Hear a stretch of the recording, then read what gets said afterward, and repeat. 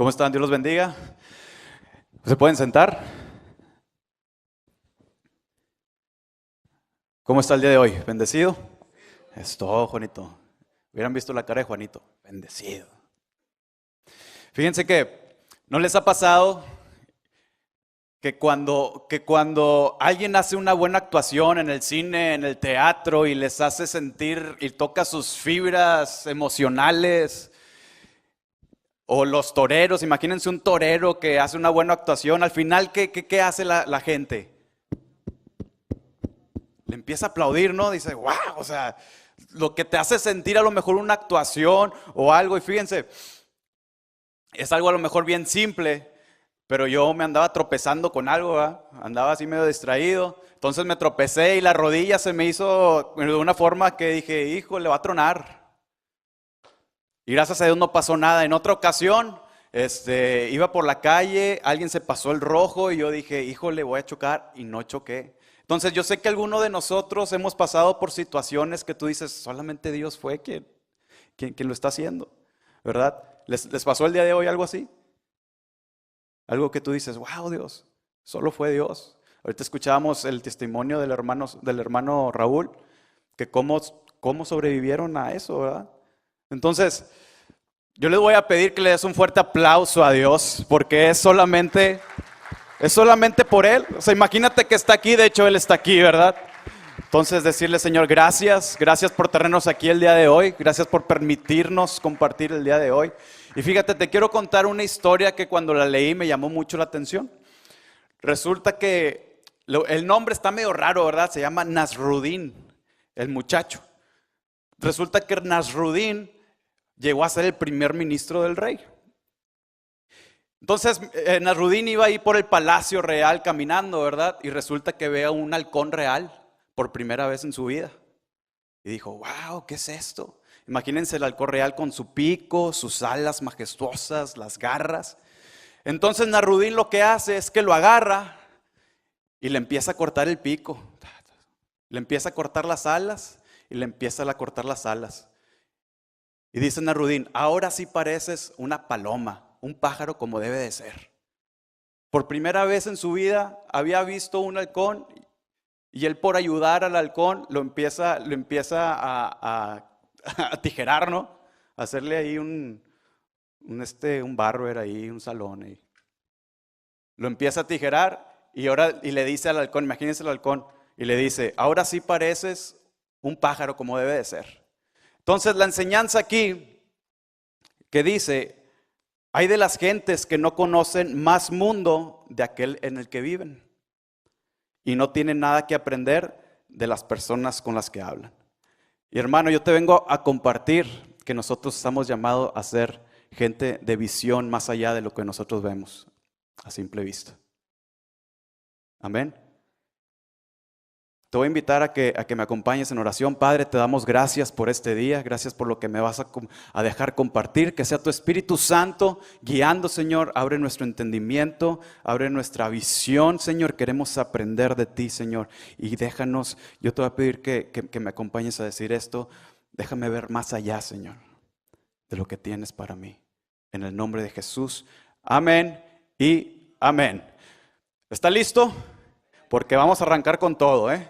Acompáñame a Éxodo, por favor, 16. Éxodo.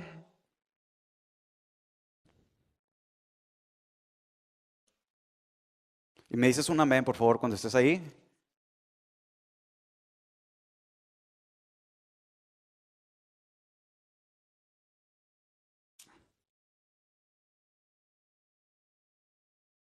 Muy bien. Y le damos lectura a la palabra de Dios. Partió luego de Elim toda la congregación de los hijos de Israel y vino al desierto de Sin, que está entre Elim, empezamos en el 1, y Sinaí. A los 15 días del segundo mes después de que salieron de la tierra de Egipto. Y toda la congregación de los hijos de Israel, ¿qué dice que hizo? Murmuró contra Moisés y Aarón en el desierto. Y les decía a los hijos de Israel. Ahora, antes de leer esto, imagínense la desesperación de los hijos de Israel. Imagínense que están en un desierto, ¿ya se imaginaron? Imagínense que están desesperados, que no han comido, y vamos a leer ahora sí. Ojalá hubiéramos muerto por mano de Jehová en la tierra de Egipto, cuando nos sentábamos a las ollas de carne, cuando comíamos pan hasta saciarnos, pues no habéis sacado a este desierto para matar de hambre a toda esta multitud. Entonces yo me imagino ahí la desesperación de alguien que solamente ve desierto. En un desierto pues solamente hay desierto, ¿eh? Sol, tierra y se acabó.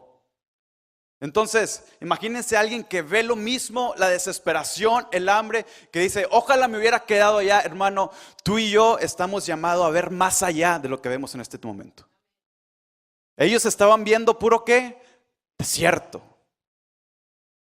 ¿Sí? Entonces, nosotros estamos llamados a tener visión de reino, más allá del ordinario.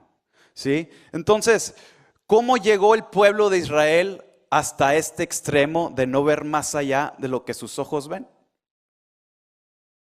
Y hay una verdad de parte de Dios, que cuando algunos de los pueblos de Israel empezaron a seguir a Moisés, ¿sí?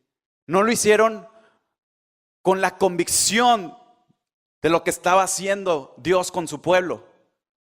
Los milagros no faltaron. Y ustedes pueden leer en la Biblia que los milagros no faltaron. Ellos pudieron ver el terrible poder de Dios. Por milagros no fue. Fue por falta de convicción y fe.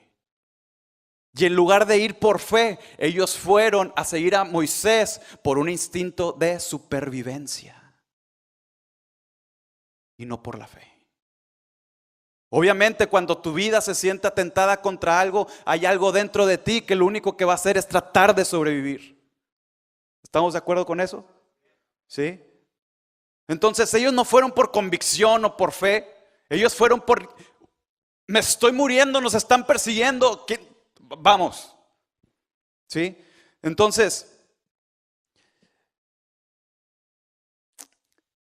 yo te quiero compartir, y esto es algo que Dios inyectó en mi vida. Y la falta de fe no te deja ver más allá de lo que estás viendo ahorita. ¿Sí? La falta de no creer lo que Dios va a hacer contigo no te deja ver más allá de lo que Dios está haciendo en este momento. Sé que tienes circunstancias, sé que tienes cosas, enfermedades, familia, etcétera. Incluso en tus momentos más felices y más emocionantes con Dios, Dios actúa de muchas maneras al mismo tiempo. ¿Por qué? Porque Dios tiene visión de ti y de mí más allá de lo que nosotros vemos.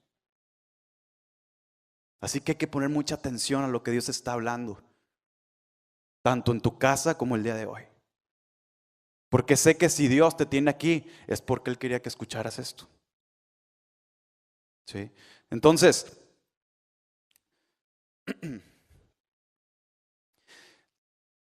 estaba estudiando esto y fíjate de dónde viene la palabra o de dónde viene el instinto de supervivencia. Dice, la mayor parte surge de la actividad egocéntrica del hombre que en el paso de los años se ve incrementada y potenciada. ¿Sí?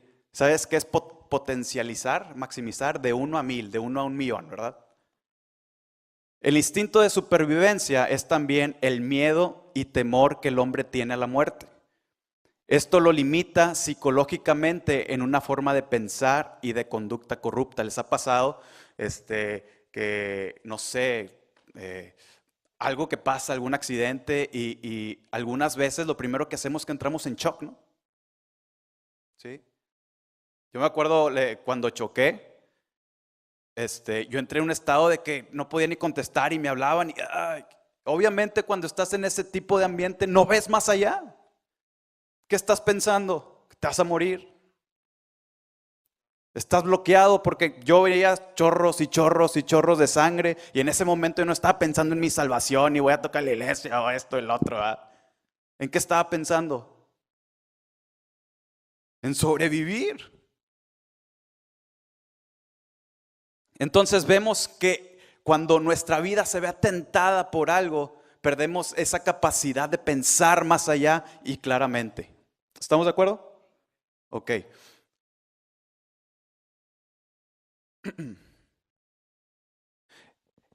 El humano puede ser una máquina perfecta, tanto para el bien como para el mal. Algo sobrenatural sobre la condición humana es que es capaz de adaptarse al entorno que está viviendo.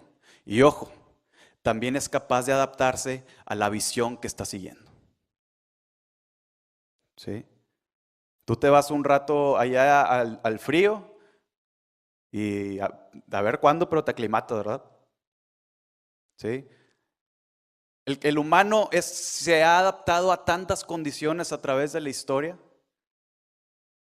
que de repente surgen patrones en nosotros de lo que estoy visionando, que hasta ahí llego. ¿Sí se entendió eso? O sea, yo lo que estoy visualizando y hasta donde llega mi mirada es como yo me comporto y como mi conducta va diariamente. ¿Sí? Entonces, fíjense los patrones que puede haber de estas conductas. ¿Sí? Es un hecho de pensar a corto plazo. En el versículo 3 decían, y les decían los hijos de Israel, ojalá hubiéramos muerto por mano de Jehová en la tierra de Egipto. Ellos estaban pensando a corto plazo, ¿qué es lo que necesito ahorita? ¿Sí? Y muchas veces, si me pongo por primer persona, nosotros nada más estamos pensando qué es lo que puede satisfacer mi vida en este momento. Otro patrón de conducta es pensar en el pasado. Es algo que no te deja ver más allá. La primera es pensar en corto plazo. Híjole, si tuviera esto, sería feliz. Pero ni sabes lo que Dios tiene para ti. El segundo es pensar en el pasado. Y fíjate lo que dice. Cuando comíamos, ellos se satisfacían con las ollas llenas de ¿qué? ¿Qué dice?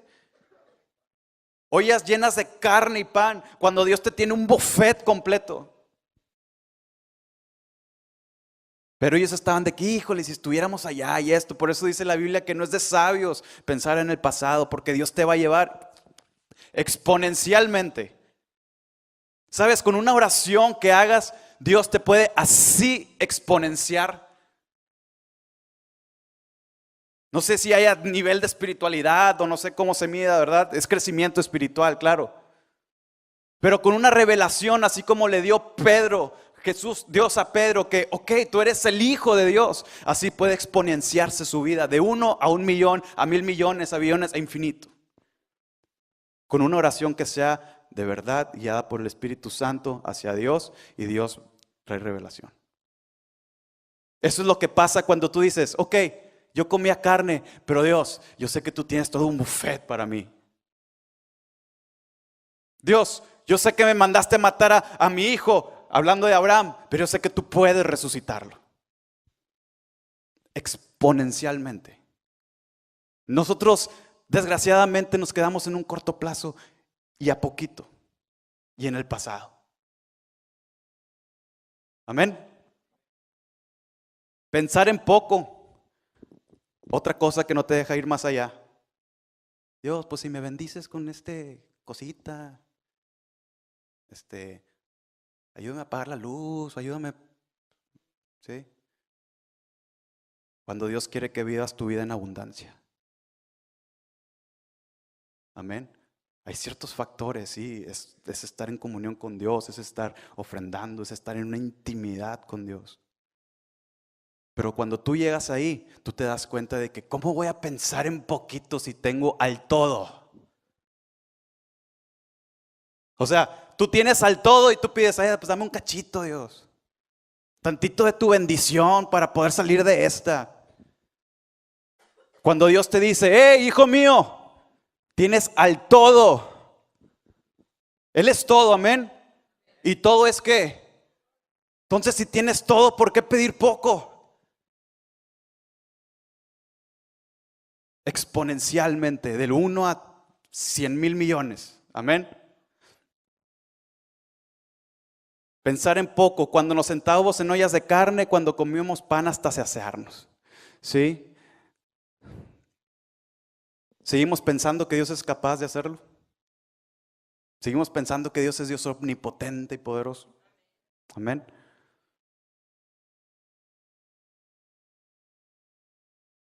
Otra cosa que no te deja ver más allá es pensar en la satisfacción inmediata y no a futuro.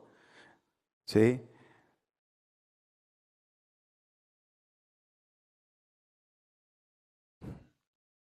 Fíjate, hay un autor de un libro, se llama King Wu Cho.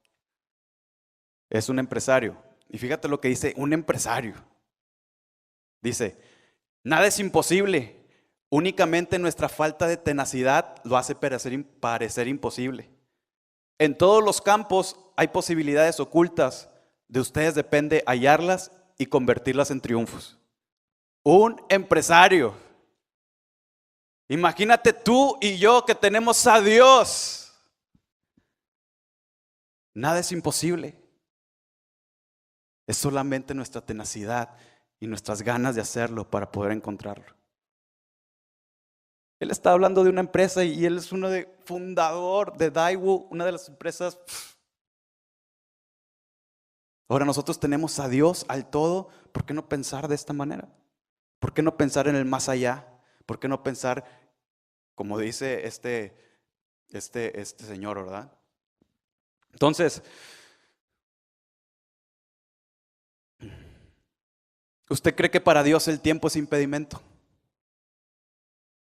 El tiempo no es impedimento para Dios. Él hizo el tiempo. Nosotros dependemos, sí, del tiempo y todo, pero Dios puede hacer cuando Él quiera, detener el tiempo, adelantar el tiempo, lo que Él quiera, cuando Él quiera en ti. Amén. Lo natural no es un impedimento. Nosotros podemos ver lo natural. Por ejemplo, el pueblo de Israel en el desierto, para ellos lo natural era el hambre y la tierra y el sol y todo. Eso era lo natural, pero para Dios no es impedimento. Otra cosa que no te deja ver más allá de una visión de reino es la vida rutinaria e interminable. Yo le doy gracias a Dios porque me sacó de ahí, porque la verdad yo estaba en una vida rutinaria en un tiempo e interminable. Me imagino al pueblo de Egipto, las mismas piedras, las mismas serpientes, el pueblo de Egipto, el pueblo de Israel. Una herejía. Sí, me imagino los 40 años, piedra y otra vez piedra. Y las mismas serpientes, y ya se las sabían y ya las esquivaban por así. ¿Por qué? Te vuelves una vida rutinaria e interminable, mi hermano. Y yo te voy a decir que la gente de visión está llamada a conquistar. ¿Estamos de acuerdo? ¿Le puedes decir al de al lado? Estás llamado a conquistar. Eso es lo que hemos estado llamados, no a tener una visión chiquita, pequeña de parte de Dios. Estamos llamados a conquistar, ahora sí, la visión y el plan de Dios que tiene para ti. ¿Estamos de acuerdo con eso?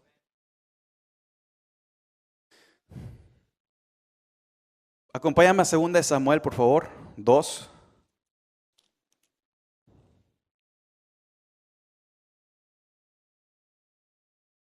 Segunda de Samuel 2, 2. 2, 1, perdón. Segunda de Samuel 2, 1. Y fíjate, entrando en este tema, yo le decía, Señor, ya estoy cansado de ver poquito, ya estoy cansado de ver hasta aquí. Enséñame qué hay más allá de mis pensamientos. ¿Ha orado así de repente usted? Enséñame qué hay más allá de lo que estoy viviendo en este momento. Señor, enséñame y amplía mi visión, que sea una visión periférica de tu reino. Yo le decía al Señor, ayúdame. Y fíjate lo que yo le decía, Señor, quiero saber cómo hacerlo. ¿Y qué dice el versículo 1 de Samuel, 2 Samuel? Después de esto aconteció que David, ¿qué dice? ¿Subiré a alguna de las ciudades de Judá? Y Jehová le respondió, sube. David volvió a decir, ¿a dónde subiré? Y él le dijo, a Hebrón. ¿Ustedes creen que hay una comunicación que no se entiende ahí? Que es una comunicación que, ay Señor, no te entendí. Señor, como que no te escuchaste bien, está en inglés. ¿Ustedes creen que hay una comunicación fallida? No. Hay una comunicación de Dios con David, Dios estrategas, Dios, dos personas que son visionarias del reino. Entonces David se le ocurre decirle, consultar al Señor, se le ocurre consultar al Señor y le dice, Señor, ¿a dónde subiré? Dice, subiré a alguna de las ciudades de Judá. Y Jehová le dice, sube. Intimidad, conexión con el Padre, una amistad con Dios. Estaba pasando en este momento. Nos especifica la Biblia claramente una relación personal con Dios, que es nuestro primer llamado. David consultando al Señor. Y luego le dice David, se le ocurre decirle, ok, ya me diste la instrucción de que voy, pero ¿a dónde? Y el Señor le dice claramente, a Hebrón. Algo bien claro de parte de Dios. Entonces, David, cualquier conquista que hacía, lo primero que hacía era ir directo a consultar a Dios. Lo primero que sea de nosotros y el primer recurso que sea Cristo. ¿Está pasando algo? Cristo, ¿qué hago? No, Tau y sus fuerzas, ¿qué vas a hacer? No sé. Cristo, ¿qué hago? Primer recurso. Ok, ya sé qué hacer, pero ¿a dónde y con quién? Y Dios te va a decir, ahí y acá. ¿Cómo orar por sanidad? Así y así. ¿Cómo orar por mi familia? Así y así. Estrategias, pum, pum, y empieza, lluvia. Porque así es Dios. Amén. Y luego en 2 Samuel 5.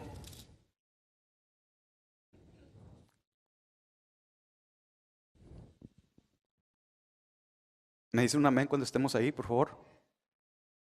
Lo leemos y dice, vinieron todas las tribus de Israel a David en Hebrón y hablaron diciendo, ok, discúlpenme, 2 Samuel 5:17. Ahí adelantito nada más, 2 Samuel 5:17. ¿Estamos ahí? Y dice, oyendo los filisteos que David había sido ungido por rey sobre Israel, subieron todos los filisteos para buscar a David. Y cuando David lo oyó, descendió a la fortaleza. Y vinieron los filisteos y se extendieron por el valle de Refaim. Aquí nos está relatando de que cuando los filisteos oyeron que David era el rey, vamos contra él. Y en el 19, ¿me puede decir qué hizo David? Entonces consultó David a Jehová diciendo, iré contra los filisteos, ¿los entregarás en mi mano? Y Jehová respondió a David, ve, porque ciertamente entregaré a los filisteos a tu mano, en tu mano. Y vino David a Baal-Perasim y ahí los venció David y dijo, quebrantó Jehová mis enemigos delante de mí como corriente impetuosa, por esto llamó el nombre de aquel lugar Baal-Perasim. Y dejaron ahí sus ídolos y David y sus hombres los quemaron. Y los filisteos, ¿qué dicen? Volvieron a venir y se extendieron en el valle de Refaim otra vez. Y consultando David a Jehová, él le respondió, no subas, sino rodéalos y vendrás a ellos enfrente de las balsameras. Y cuando oiga ruido como de marcha por las copas de las balsameras, entonces te moverás, porque Jehová saldrá delante de ti a herir al campamento de los filisteos. ¿Y David qué hizo? Lo hizo así como Jehová se lo había mandado e hirió a los filisteos desde Geba hasta llegar a Geser.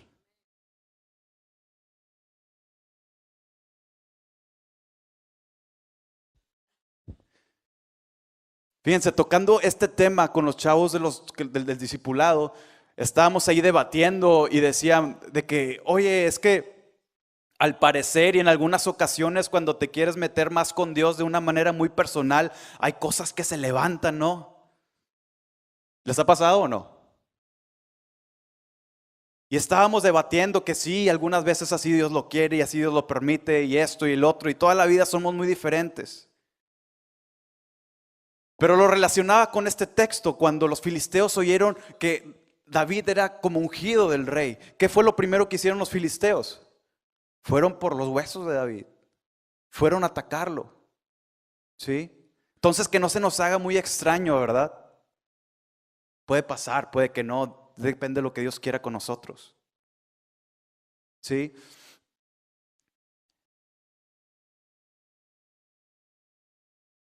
Pero algo bien importante aquí es que cuando hay una relación tan estrecha y unida con Dios, ahí te das cuenta que es cuando tú corres al primer lugar que es Él.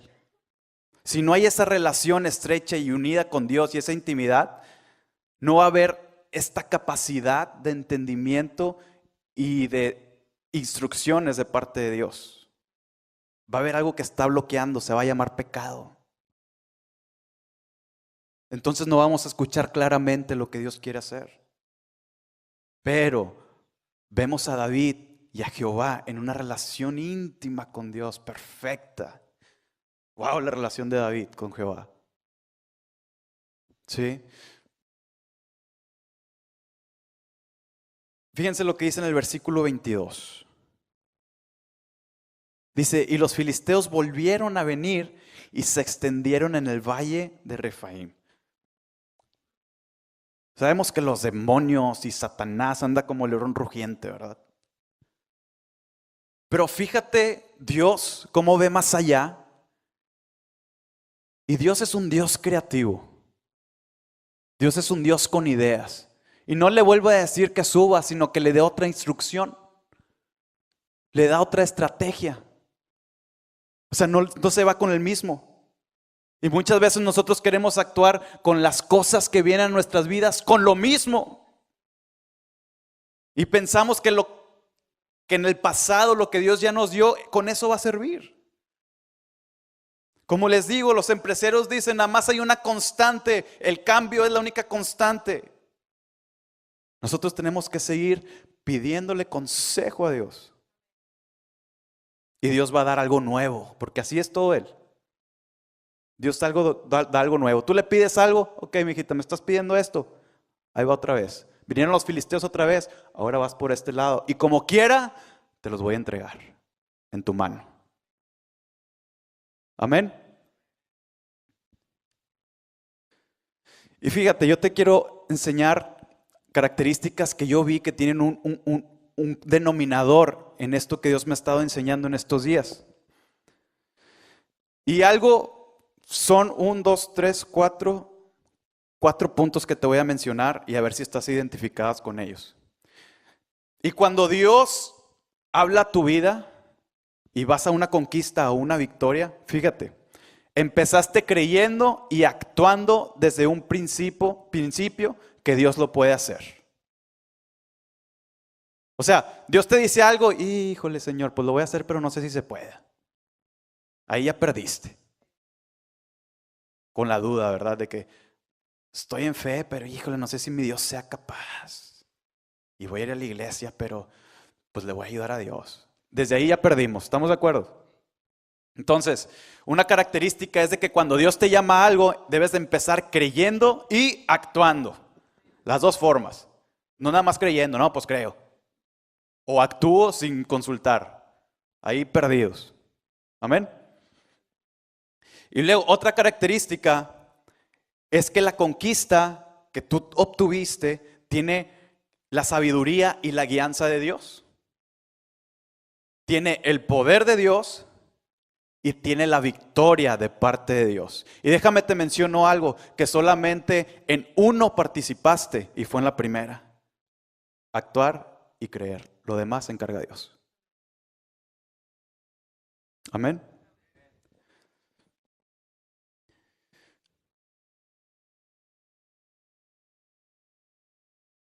Estamos hablando de la visión, empezamos hablando de la visión que tenemos que ir más allá, pero te voy a hablar por último y creo que me acompañe Lalo, por favor. Te voy a hablar de alguien que tuvo una visión eterna para ti y para mí. Jesús.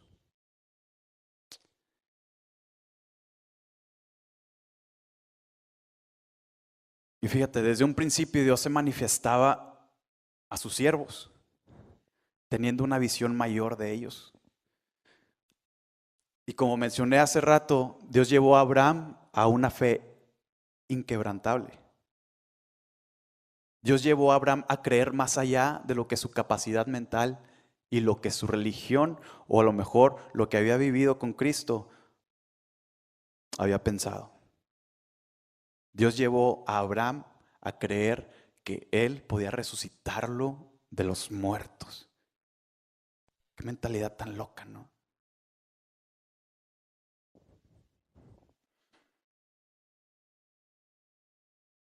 Visión de reino. Abraham experimentó más allá de lo que estaba pasando en su situación. A Moisés lo llevó a un punto sobrenatural de la creación, abriendo el mar, trayendo al Egipto, trayendo las plagas. Dios guió a Moisés y él sabía que él le iba a servir con una misión mayor. Dios tenía una visión más allá de lo que Moisés, y Moisés repelaba, pero yo no soy de letras, Señor.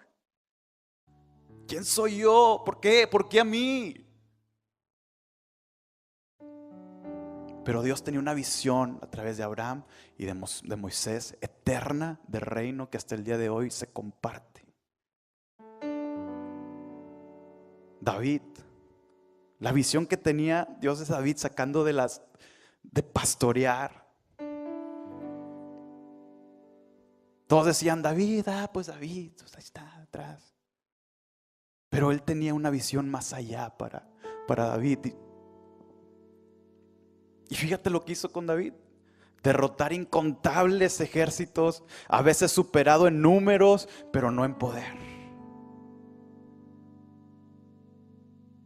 A veces superados en fuerzas y volumen, pero no en poder.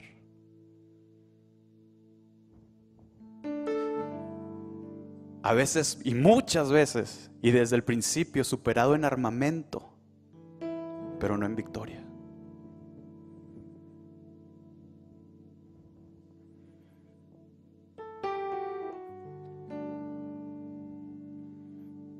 Contra todas las probabilidades de salir victoriosos, Dios lo hacía. ¿Cuál es la probabilidad que estás asumiendo el día de hoy con Dios? Y así Dios fue guiando los grandes hombres de la Biblia hasta tenerte aquí, gran mujer y gran hombre de Dios, aquí. ¿Te crees un gran hombre o una gran mujer de Dios? Aquí.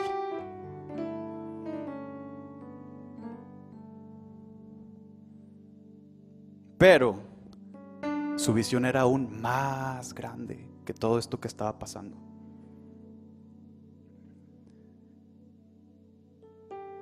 Era alguien que nadie esperaba. El punto culminante de Jesús en la tierra fue en su muerte. Nadie lo esperaba. Y la visión que tenía Dios en ese momento es que tú y yo pudiéramos disfrutar de este tiempo el día de hoy. Imagínate la visión de Dios caminando con el madero, pensando en ti y en mí hasta el día de hoy. Amo tanto a mi hijo y a mi hija que yo sé lo que va a hacer en mí. Y Jesús ahí. Y la relación con el Padre y obedeciendo la eterna voluntad de Dios.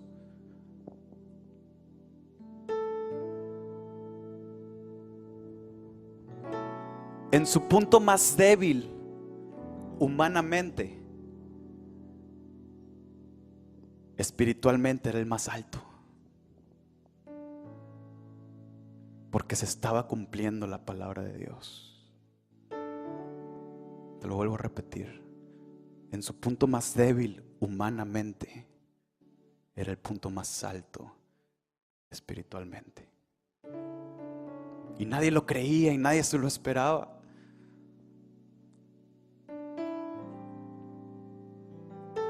La debilidad humana, lo que parecía un cuerpo mutilado a punto de su muerte,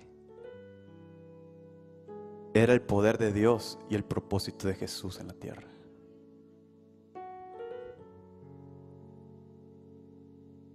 Y me ha dicho: bástate en mi gracia, porque mi poder se perfecciona en la debilidad. Yo te voy a invitar que te pongas de pie ahí donde estás.